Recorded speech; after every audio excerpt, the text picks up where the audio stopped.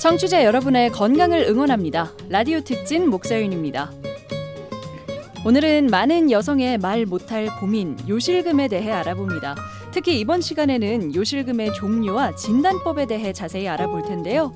대자인병원 비뇨의학과 임주현 과장 나오셨습니다. 안녕하세요. 안녕하세요. 네, 우선 요실금이란 뭔가요? 요실금이라는 것은 본인의 의지와 관계없이 소변이 불수의적으로 갑자기 새는 것을 호소하는 것을 정의합니다. 네. 요실금은 매우 흔한 질환으로 남녀노소 어느 나이대에 발생할 수 있는데요. 특히 남성보다 여성에서 발생 빈도가 높고 우리나라 여성의 약 40%가 요실금을 경험한다고 합니다. 네. 또한 연령이 증가할수록 빈도가 증가하는데요.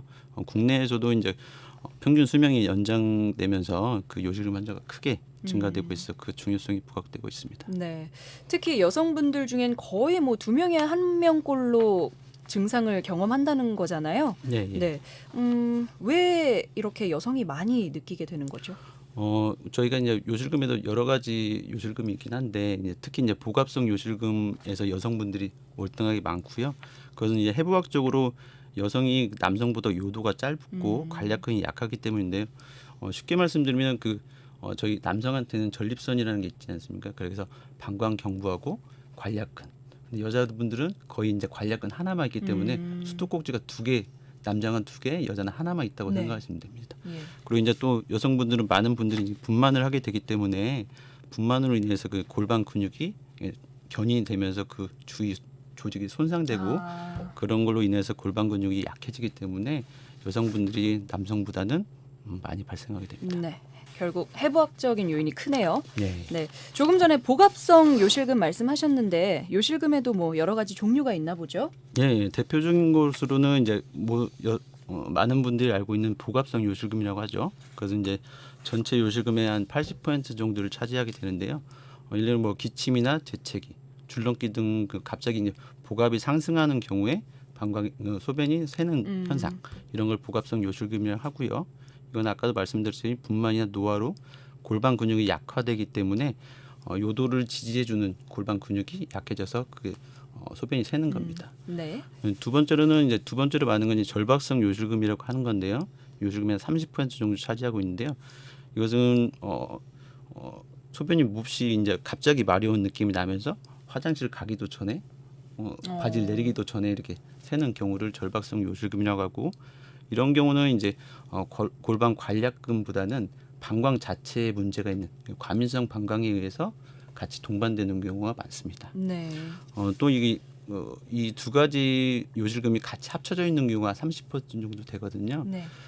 특히 이제 복합성 요실금하고 절박성 요실금 둘 다 이게 관략근의 문제도 있고 방광의 문제도 있는 경우도 있지만 특히 이제 저희가 항상 구분해야 하는 것이 복합성 요실금에 의해서 절박성 요실금이 발생하는 경우가 많이 있습니다. 그 이유는 복합성 요실금 있을 때 소변이 조금 새면은 요도에 소변이 묻지 않겠습니까? 네. 그러면 요도 자체에 있는 신경에서는 머리 쪽으로 소변이 나오는 줄 알고 착각을 일으키게 만들고 네. 그렇게 하면 소변을 시원하게 보게 방광을 수축을 시킵니다. 그렇게 해서 방광에는 문제가 없는데 절박성 요실금도 같이 있는 경우가 있습니다. 또 하나는 이제 노인분들 특히 고령 환자분한테 많이 있는데요.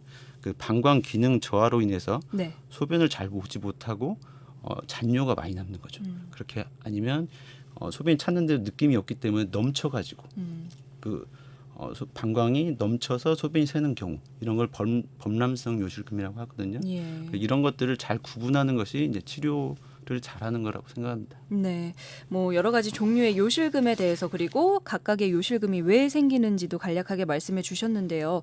사실 요실금이 있다는 건 대부분 숨기고 싶어 하잖아요. 네, 결국 많이 불편하지 않은 이상 병원을 찾는 것도 좀 늦어지는 경우가 많을 것 같은데 요실금을 방치하면 어떻게 되나요? 일단은 뭐 치료를 안 하면 죽는 병이냐 그건 아닌데요. 네. 하지만 심한 정도와 어떤 요실금에 따라서 다르다고 생각합니다. 뭐 겪어보지 않은 사람들은 알 수 없는데요. 일단은 요실금을 방치했을 때 복합성 요실금 같은 경우 이런 경우는 이제 요로 감염이 많이 생기게 되고 이런 특히 요로 감염 노인이 될수록 요로 감염이 사망의 원인에 굉장히 큰 걸 나타내거든요. 네. 그래서 부끄러워서 감추려 하지만 마시고 예. 환자분들에게는 적극적인 치료를 권하게 됩니다. 네, 그렇습니다.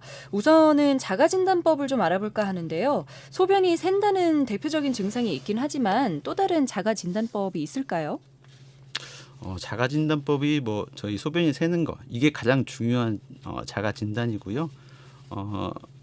이런 증상이 있을 때 바로 병원에 오면 아까도 말씀드린 여러 가지 요실금이 있기 때문에 거기에 따라서 치료를 하는 게 중요합니다. 그 자가 진단 자체는 아까도 말씀드렸듯이 기침을 해서 복압이 올라갈 때 새느냐 네. 아니면 소변이 급해서 가다가 새느냐 소변은 잘 보는지 이런 것들을 따지게 됩니다. 네, 그럼 병원에서 진단은 좀 더 구체적으로 어떤 경로를 통해 이루어지나요? 요실금의 진단은 가장 중요한 것은 이제 아까도 말씀드린 문진인데요. 네. 어떤 때 소변이 새느냐 이런 것을 가장 먼저 진단을 하고요. 네. 그다음에 요로 감염에 의해서도 일시적으로 그 요실금이 생길 수 있기 때문에 소변 검사를 기본적으로 하고 또한 요속 검사나 잔뇨 검사 이런 것들을 통해서 소변을 실제적으로 잘 보는지 이런 걸 보고 또 배뇨 일기를 통해서 우리 일기장을 쓰는 게 있거든요. 일기장을 써보면은 본인이 실제로 배뇨를 어떻게 하는지 방광의 용적은 어느 정도인지 이런 것들을 측정하게 됩니다. 또 신경이성 방광이 있거나 아니면 요실금 수술을 하기 위해서는 방광 기능 검사라고 해서 욕동학 검사가 있거든요. 네. 그런 걸 통해서 좀 더 정밀하게 진단을 하게 됩니다. 네. 오늘은 요실금이 생기는 원인과 종류 그리고 진단법에 대해서 이야기 나눠봤는데요.